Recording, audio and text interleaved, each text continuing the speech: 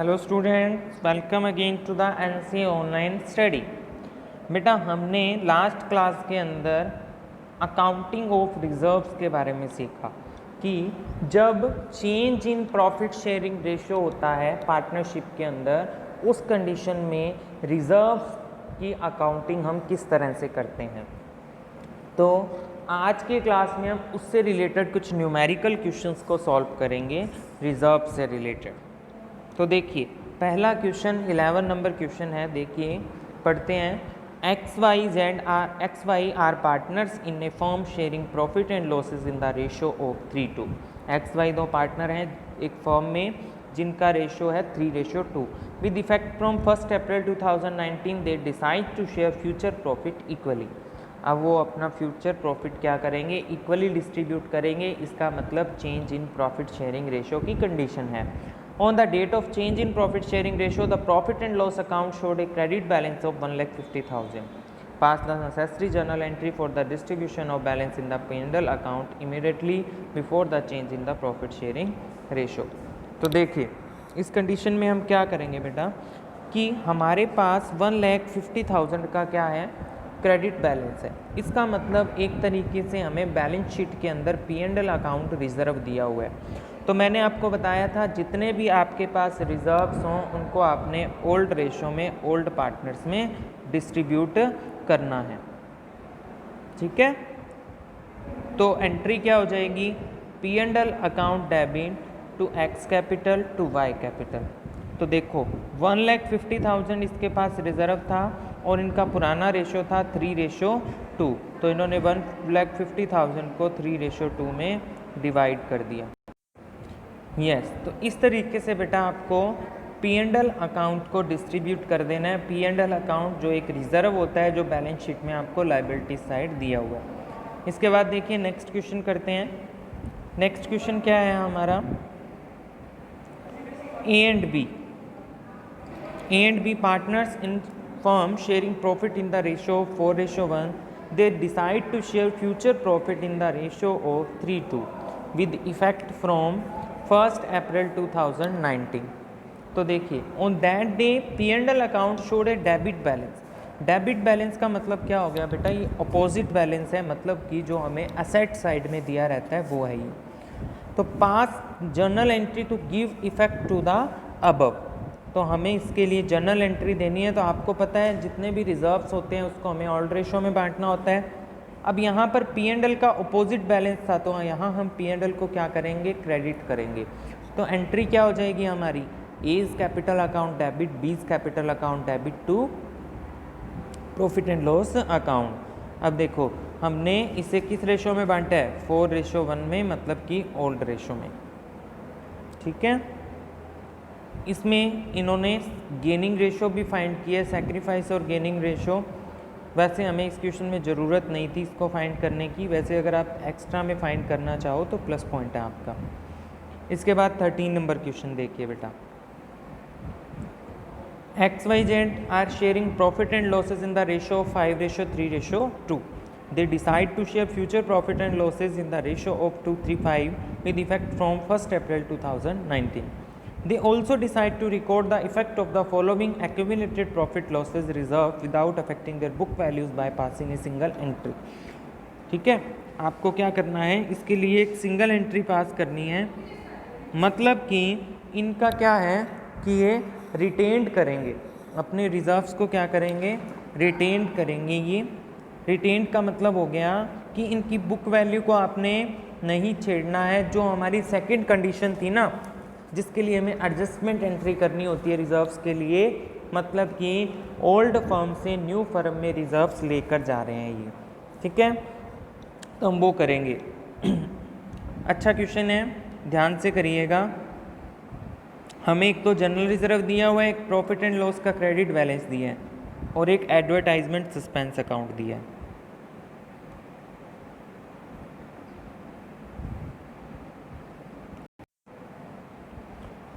तो देखिए, सबसे पहले हमें एडजस्टमेंट एंट्री करने के लिए सैक्रिफाइसिंग और गेनिंग रेशो चाहिए होगा। तो हमारा ओल्ड रेशो है 5:3:2 और न्यू रेशो है 2:3:5। तो ओल्ड माइनस न्यू करेंगे, ठीक है, लेकिन इसने न्यू माइनस ओल्ड मतलब गेनिंग का फॉर्मूला लगाया है।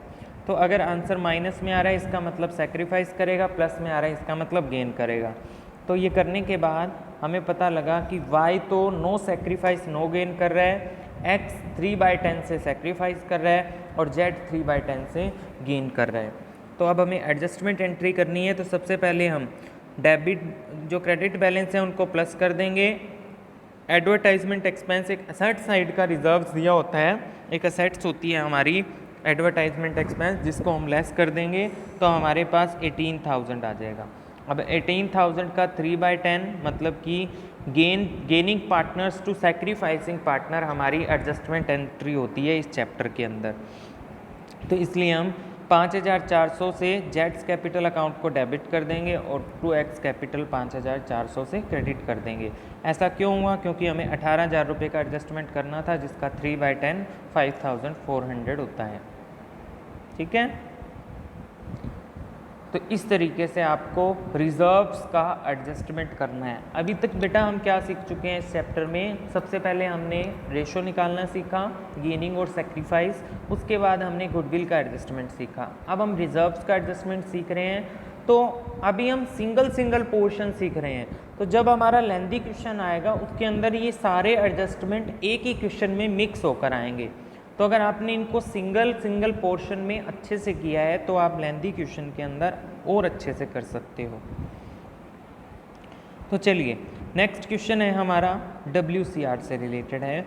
अब आपको WCR का एडजस्टमेंट अच्छे से रिमेंबर होना चाहिए, तभी आप इस क्वेश्चन को कर पाओगे, एनीवेज इस क्वेश्चन को आप नहीं कर पाओगे।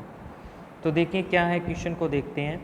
ABC 3 पार्टनर्स हैं, 5:3:2 रेशो है और फ्यूचर प्रॉफिट शेयरिंग रेशो इनका है 2:3:5 और WCR दिया हुआ है, ठीक है, कितने का? 1,20,000 का बैलेंस शीट के अंदर। नीचे इन्फॉर्मेशन दे रखी है, पहला है नो इन्फॉर्मेशन इज गिवन और दूसरा है there is no claim against it. तो आपको पता है ये दोनों कंडीशन सेम ही होती है, मतलब WCR का ट्रीटमेंट इन दोनों कंडीशन में सेम रहेगा। जब हमारे पास कोई क्लेम नहीं है या फिर हमें कोई इन्फॉर्मेशन नहीं दी है, इसका मतलब हमें कोई लॉस नहीं हुआ है। तो इसका मतलब हमें पूरा का पूरा WCR पुराने रेशो में पार्टनर्स के अंदर डिस्ट्रीब्यूट करना है। तो एंट्री क्या हो जाएगी? Workman compensation reserve account debit to X capital to Y capital to Z capital, पुराना रेशो 5:3:2, उसके अंदर हम डिस्ट्रीब्यूट कर देंगे। और सेकंड केस में भी सेम एंट्री हो जाएगी, यही वाली WCR account debit to X to Y to Z, ठीक है। तो इस तरीके से आपको ये WCR से रिलेटेड एंट्रीज करनी है। चलिए इसके बाद हम देखते हैं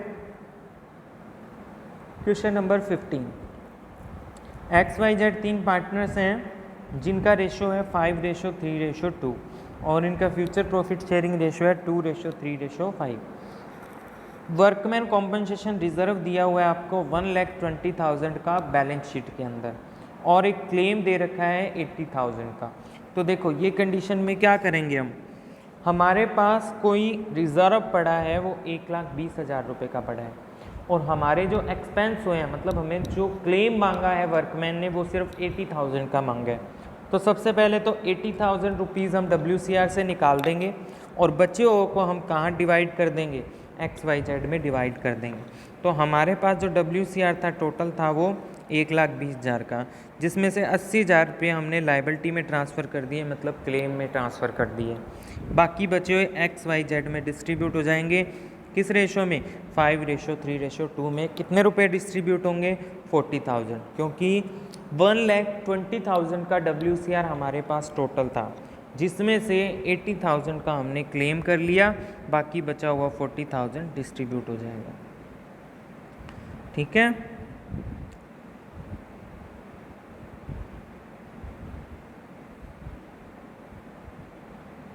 इसके बाद देखते हैं नेक्स्ट क्वेश्चन, देखते हैं हमारा YXYZ who are sharing profit in the ratio of 5:3:2 और इनका फ्यूचर प्रॉफिट शेयरिंग रेशियो है 2:3:5।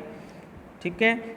WCR आपको बैलेंस शीट के अंदर दिया हुआ है, वो कितना दिया हुआ है 1,20,000 और क्लेम है जो कितना एस्टीमेट लगाया गया है 1,50,000। मतलब कि यहाँ पर क्लेम है जो WCR से ज़्यादा हो गया है। ठीक है, क्लेम है वो ज़्यादा हो गया है। तो इस कंडीशन में सबसे पहले तो WCR में जितने पैसे हैं वो निकाल लेंगे, बाकी बचे हुए पैसे कहाँ से आएंगे, रिवैल्यूएशन से आएंगे। तो क्या हो जाएगा, revaluation account debit, WCR account debit to workman compensation liability या वर्कमैन कॉम्पनसेशन क्लेम। इसमें प्रोविज़न वर्ड लगाया तो आप प्रोविज़न भी बना सकते हो। ठीक है, तो 1,50,000। उसके बाद जो प्रॉफिट आया, सॉरी जो लॉस आया रिवैल्यूएशन का 30,000 का, उसको हमने तीनों में डिवाइड कर दिया।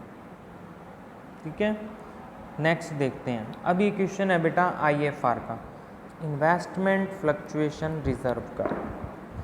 इसका भी आपको एडजस्टमेंट याद होना चाहिए, तभी आप ये क्वेश्चन कर पाओगे, एनीवेज नहीं कर पाओगे।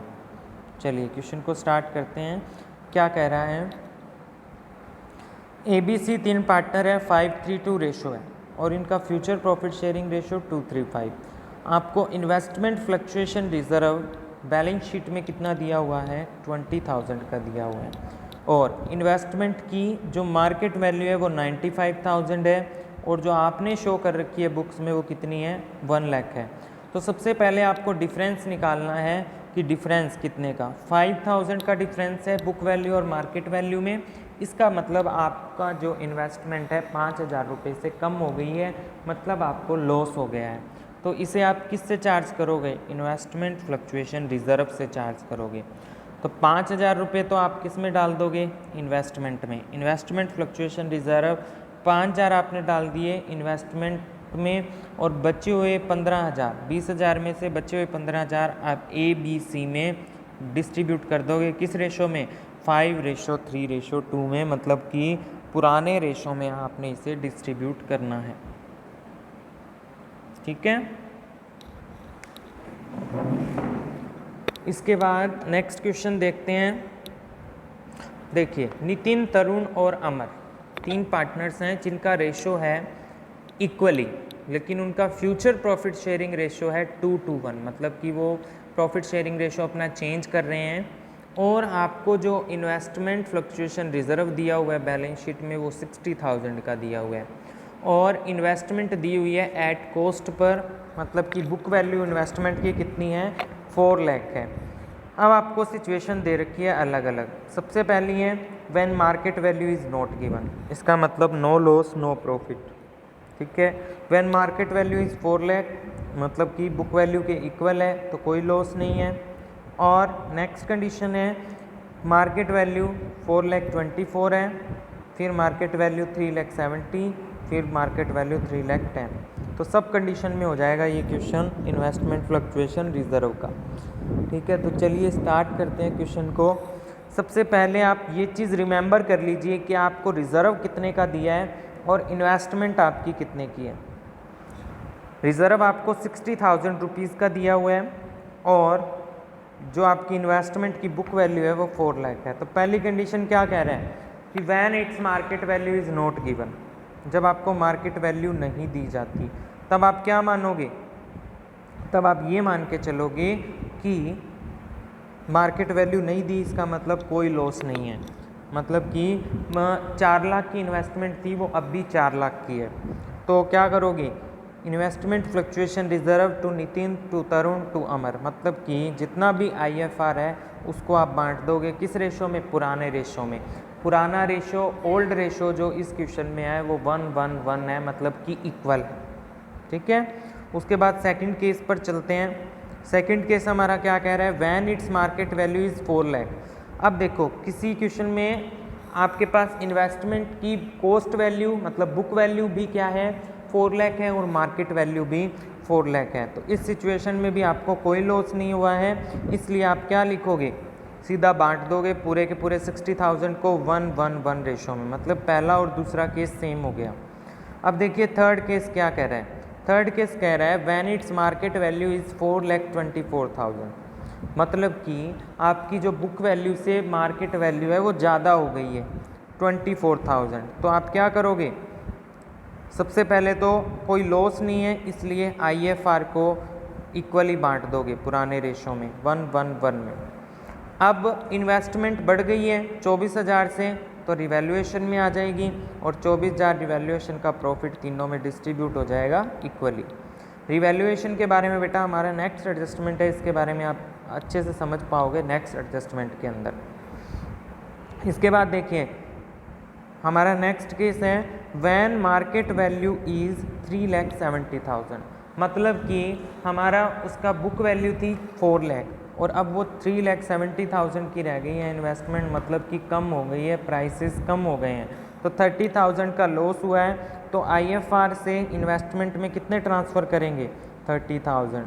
अब IFR था हमारा 60,000 रुपये का, जिसमें से 30,000 हमने निकाल लिए, बचे हुए 30,000 को हम नितिन, तरुण और अमर में इक्वली डिवाइड कर देंगे। ठीक है,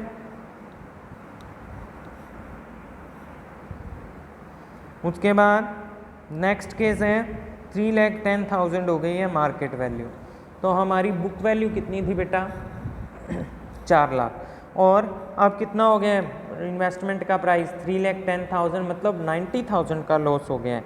लेकिन हमारे पास जो IFR है वो ओनली कितने का है, 60,000 का है, तो हम 60,000 तो IFR से निकालेंगे, 30,000 रिवैल्यूएशन में चला जाएगा क्योंकि इन्वेस्टमेंट का प्राइस कम हो गया, तो 90,000, उसके बाद जो रिवैल्यूएशन का लॉस है उसको हम डिवाइड कर देंगे तीनों पार्टनर्स में, नितिन, तरुण और अमर टू रिवैल्यूएशन। ठीक है, इस तरीके से बेटा आपको रिजर्व्स के क्वेश्चंस करने हैं। तो इसमें से आज का होमवर्क बेटा आपका ये रहेगा कि आपको हर एक रिजर्व से रिलेटेड क्वेश्चन करना है, मतलब कि सबसे पहले आप 11th 12th उसके बाद 13, मतलब आज हमने जो क्वेश्चन किए हैं वो सारे क्वेश्चन आपको नोटबुक में करने हैं, क्योंकि हर एक क्वेश्चन में एक नई थिंग आ रही है। बेटा homework is a most important part. आपको ऐसा लगता है कि सर होमवर्क करेंगे तो वो हमें क्या हेल्प करेगा, हमने सब सीख लिया है, लेकिन जब बेटा एग्ज़ाम टाइम आएगा तो सिर्फ आपके होमवर्क ही काम आएगा। आप होमवर्क से इजीली पढ़ सकते हो क्योंकि आपने अपनी खुद की राइटिंग में खुद से सॉल्व किया हुआ सम है, तो आपको वो इजीली समझ में आएगा। तो आप जो फास्टली रीडिंग लगाओगे वो आपने होमवर्क से ही लगा सकते हो, तो अपना homework time to time complete कीजिए। Okay, thank you, have a nice day.